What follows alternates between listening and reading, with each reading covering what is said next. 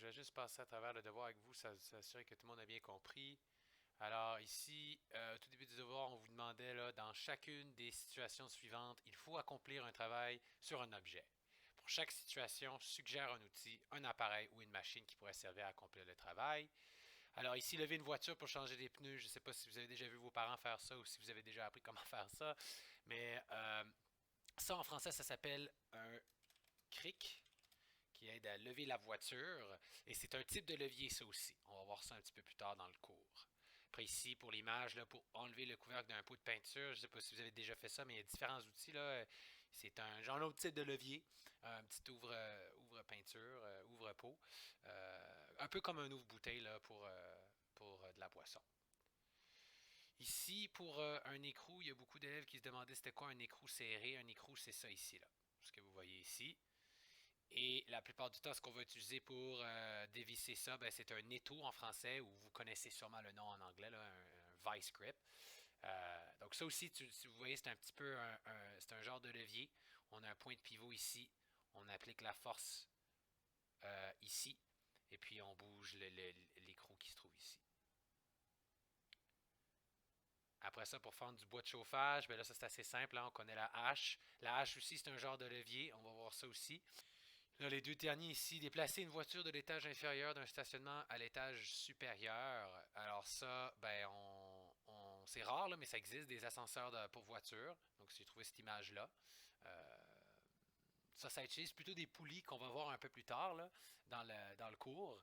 Puis finalement, ben, monter un seau d'eau qui est au fond d'un puits, ça aussi, on va utiliser une poulie. Alors ici, on met une force appliquée.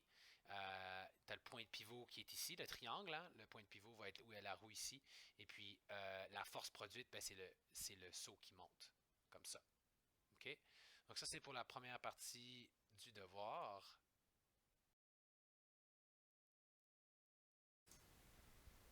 OK, donc pour la deuxième et troisième question du devoir, on vous demandait de faire des schémas de levier, puis il faut inclure trois éléments. Euh, j'ai ici à ma gauche, là. On va repasser à travers ça avant de commencer à répondre aux questions. Donc, il faut qu'il y ait trois choses dans votre schéma. Vous avez la flèche jaune qui représente la force motrice. Donc, c'est la force qu'on applique nous en utilisant l'objet. On a aussi le point de pivot ou le point d'appui. Donc ça, normalement, c'est la partie de l'objet qui bouge le moins. Et puis finalement, on a la force produite ou la charge. Donc ça, c'est le poids qu'on a déplacé ou quelque chose comme ça. Donc si je prends des ciseaux comme exemple, hein, parce que si vous avez regardé la vidéo d'AlloProf, on vous donne des ciseaux comme un exemple d'un type de levier. Eh bien ici, où j'applique la force motrice, ben, c'est où sont mes mains. Hein? Donc la flèche jaune, elle serait ici. J'appuie, je baisse comme ça pour générer de la force. Le point de pivot ou le point d'appui, ça serait où on a le rouge ici, parce que c'est la partie du ciseau qui ne bouge pas, qui bouge à peine. Cette partie-là bouge, cette partie-là bouge aussi, mais ici, c'est ici qu'on transfère la force de l'autre côté. OK? Et puis mon carré rouge, ou la charge, ou la force produite, elle se passe ici. C'est ici qu'on est capable de couper. Donc des fois, il y a des choses qui sont trop dures à couper. Ça, c'est parce que la charge est trop forte pour la force motrice qu'on applique. Mais si je mets mes deux mains dessus pour essayer de couper très, très, très, très fort, bien là, la force motrice est plus forte que la charge. Donc, j'arrive à couper le carton, par exemple. Donc ça, c'est un exemple d'un levier. C'est comme ça qu'on dessinerait, on ferait un schéma d'un ciseau. Là. Ça serait, on aurait la flèche jaune ici, on aurait notre triangle bleu ici, puis on aurait notre charge rouge ici. OK? Puis là, on a aussi vu qu'il y a trois types de leviers, il y a trois genres de leviers. Je les ai ici à ma droite, là. Et les types, ça dépend de comment sont placés, quelle chose est dans le milieu du levier, de la ligne noire, comme on voit ici. Là. Donc le premier genre qu'on a, c'est le point de pivot qui est dans le milieu. D'un côté, on a notre force motrice et de l'autre, on a notre charge ou notre force produite. Donc ça, c'est comme les ciseaux. Les ciseaux, c'est un type 1. Hein. On a notre force motrice d'un côté avec qu'on utilise nos mains pour couper. On a le pivot ici, et puis ou le point d'appui. Hein. Et puis ici, on a la charge, la force produite. Après ça, on a le deuxième type qu'on a ici. Là, cette fois-ci, c'est la charge qui est dans le milieu. Oups, la charge qui est dans le milieu. On a la force motrice d'un côté, puis on a le point de pivot de l'autre extrémité. Puis là, Allo Prof, l'exemple qu'il vous donnait, ben, c'était le casse-noix, par exemple. On va voir un autre exemple aussi dans le devoir. Et puis le troisième type, ben, ce qui est dans le milieu, c'est la force qu'on applique. Puis on a encore le pivot d'un côté, puis là, de l'autre côté, ce qu'on a, c'est la charge. Puis aussi, dans le devoir, vous allez voir, là, il y en a un que c'est de ce type-là. OK, donc dans la question 2, on vous demandait de construire un schéma du levier qui est utilisé, d'indiquer le point d'appui, la force appliquée et la force produite. OK? Puis après ça, ben, la question C, c'était de déterminer est-ce que c'est un type 1, 2 ou 3 pour vos leviers. Donc la première image, 5.12, c'était, ben là vous connaissez peut-être plus le nom en anglais, là, le seesaw, ou en français on appelle ça une bascule. Moi, ici, j'ai fait mon dessin d'une bascule très simple. Hein? Donc là, on commence, pour répondre à ces questions-là, il faut commencer par penser à c'est où mon point d'appui? Quelle partie de la bascule ne bouge pas? Puis si on pense, quand une bascule bouge, ce qui ne bouge pas comme ça, c'est le centre. OK? Donc là, je sais, je fais mon dessin, je pense à où ça ne bouge pas, où il y a le moins de mouvement. C'est dans le centre de la bascule. Donc, je vais prendre mon triangle, le mettre ici. Après ça, si on regarde l'image attentivement, il y a une petite fille et je pense que c'est sa mère qui est là en train de la pousser. Donc là, on peut penser à la force qui va être appliquée. C'est qui applique la force? Bien, c'est la maman qui appuie, qui met plus de force et qui soulève l'enfant. Donc, la force qui est appliquée, comme je l'ai dit tantôt, c'est la flèche jaune. On peut prendre notre flèche jaune et la placer ici, parce que le poids de la maman, la force de la maman a baissé la bascule. Et donc là, la force générée est transférée de l'autre côté. On soulève la charge qui est l'enfant ici. Donc, j'aimerais voir un dessin comme ça. Okay? Vous pouvez dessiner une bascule, mais vous devez m'indiquer où est votre point d'appui, où est votre force motrice et où est votre charge, juste ici. OK? Je voudrais que vous me l'écriviez aussi. Vous pouvez utiliser des symboles, mais il faut aussi me dire ce que chaque symbole représente. Puis là, si on regarde ça et qu'on regarde nos trois types de leviers, on voit que tu as le point d'appui dans le milieu, la force motrice d'un côté et la charge de l'autre. Lequel qui a ça? Ben, c'est le premier en haut ici. Donc, on dit que c'est un levier. La bascule est un levier du premier genre. OK? Maintenant, pour la deuxième image, 5.13, ben là, on a une batte de baseball. Tout le monde connaît ça. Celle-là, j'ai un petit peu plus de difficulté. Là, je ne sais pas pour vous, les élèves, mais ça m'a pris un petit peu de temps à savoir quel type de levier que c'était. OK, donc j'ai ma batte de baseball ici. Puis là, je suis les mêmes étapes que tout à l'heure. Donc là, je pense tout de suite, quand j'utilise une batte de baseball, quand j'ai ma batte et que je la bouge, c'est quelle partie de la batte qui bouge le moins? C'est quoi mon pivot, mon point d'appui? Eh bien, normalement, si on tient la batte de baseball correctement, ça serait juste ici, où on a nos mains. Okay? Donc, je mets ma main ici.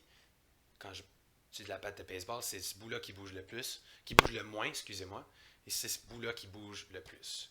Donc, notre point d'appui, où on s'appuie sur l'outil, c'est vraiment vers la base de la batte de baseball. Donc, moi, je mettrais mon triangle bleu, mon pivot ici. OK? Maintenant, le mouvement de la batte se fait ici, à l'intérieur. OK? Donc, disons que j'avais une balle ici là, que je veux frapper. Là. OK? Là, pour qu'elle aille dans cette direction-là. Je veux frapper ma balle qui est ici. Je vais mettre une force motrice dans cette direction-là, comme ça. Et puis la charge ou la force générée s'applique juste ici. OK? Fait que ça, c'est en dessinant une batte de baseball, mais on peut toujours faire un schéma plus simplifié avec juste une ligne noire à la place. Puis là, si on regarde, si on pense à nos différents types de leviers que j'ai ici encore à ma droite, lequel de ces types a la force motrice dans le milieu? Eh bien, c'est le troisième genre. Donc, notre batte de baseball, notre schéma de batte de baseball, c'est un levier du troisième genre, du troisième type. OK? Puis là, n'oubliez pas les élèves, hein, la direction de la flèche, là, la flèche, elle peut venir par en bas comme ça, comme elle peut venir par en haut. Et la même chose pour celle-là ici aussi, et même chose pour là. Ce qui est important, c'est que ce qu'il y a entre les deux ne bouge pas, ça reste là. La flèche jaune peut se rapprocher du carré rouge, mais tant qu'il reste de ce côté-là du carré rouge, par exemple dans le deuxième genre, ça reste un deuxième genre. OK? Puis là, finalement, pour la troisième image, on a une brouette. Une image de brouette ici. On va mettre la gommette dessus rapidement. OK.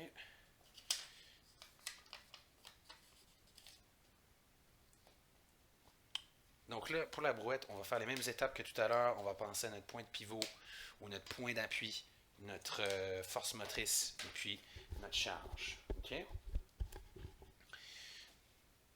Donc, une brouette, ça nous sert à transporter une charge plus lourde, comme de la terre quand on fait du jardinage. Donc là, on va penser à quand on soulève la brouette, comment est-ce que ça nous aide à transporter des choses. Encore une fois, la première étape, comme j'ai dit, c'est de trouver le point de pivot, le point d'appui. Ici, la partie qui bouge le moins quand je lève ma brouette, c'est où il y a les roues. Hein? C'est où il y a le point de pivot, où ça pivote. OK? Et puis, c'est où que je génère la force pour soulever. Ben, c'est où j'ai le manche ici. C'est encore, on peut dessiner une ligne noire comme ça si on voulait. Hein? Donc, c'est ici que je veux générer de la force. Donc, on peut mettre notre flèche qui monte vers le haut parce qu'on soulève la brouette. Vous voyez, là? OK? Et puis, ben, la charge, où est-ce qu'on génère de la force pour transporter les choses? Ben, c'est ce qu'on a à l'intérieur ici. Il va falloir soulever plus fort, mettre plus de force motrice si on a beaucoup de choses dedans. On pourra mettre on n'aura pas à forcer autant s'il y a moins de charge. Donc, on peut mettre notre charge dans le milieu. Puis là, si je fais un schéma simple de ça ressemble à ça ici. On a, hop, on a notre carré ici et on a notre flèche ici. OK? Puis ça ressemble à quel genre de levier, ça? Si on regarde ici, celui qui a la charge dans le milieu, hein? Eh bien, c'est celui du deuxième genre.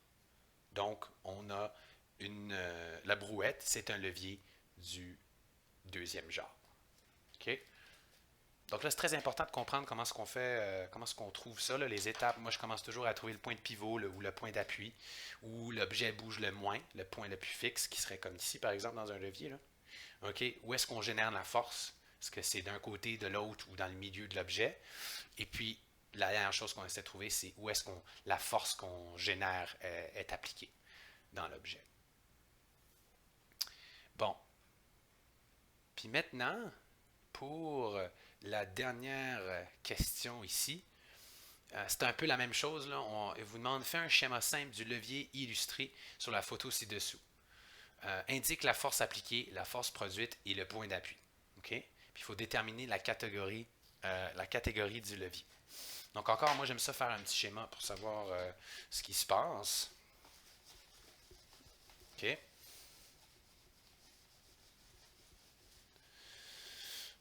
Donc si je me fais un petit canot comme ça ici, là, il y a de l'eau. Là, ça c'est une coupe transversale du canot avec la pagaie dans l'eau de même. OK? J'ai mon canot ici. J'ai la pagaie dans l'eau. Oups, j'ai la pagaie dans l'eau comme ça. Maintenant, il faut penser à où est-ce qu'on va. C'est où le point de pivot? Où est-ce que la pagaie bouge le moins? Pensez, je ne sais pas si vous avez déjà fait du canot, mais où est-ce que ça bouge le moins quand je je bouge la pagaie. Le point de pivot va être dans le milieu ici, où c'est fixe. Normalement, c'est attaché au canot, où il y a quelque chose qui le tient. Donc ici, je pourrais faire comme tout à l'heure. Je pourrais mettre